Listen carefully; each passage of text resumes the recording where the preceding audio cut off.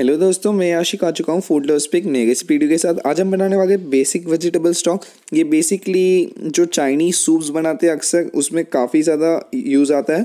तो शुरू करने से पहले दोस्तों मेरे इस वीडियो को लाइक कीजिए, चैनल को सब्सक्राइब कीजिए और आपके व्यूज़ नीचे कमेंट ज़रूर कीजिएगा। तो सबसे पहले हम एक बॉइलिंग पैन या कढ़ाई में 3 कप पानी ले लेंगे दोस्तों।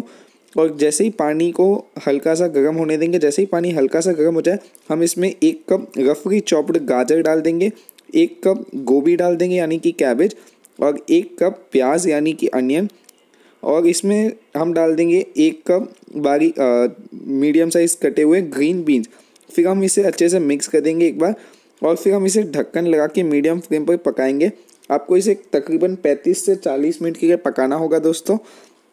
40 मिनट बाद दोस्तों अब हम इसका ढक्कन हटा देंगे और एक बार अच्छे से एक बार मिक्स कर देंगे और उसके बाद हम गैस को बंद कर देंगे। तो देखिए, और उसके बाद हमने हमारे सारे वेजिटेबल्स को स्ट्रेनर की मदद से निकाल दिया है। अब देख सकते हैं हमारा जो बेसिक वेजिटेबल स्टॉक है वो तैयार हो चुका है।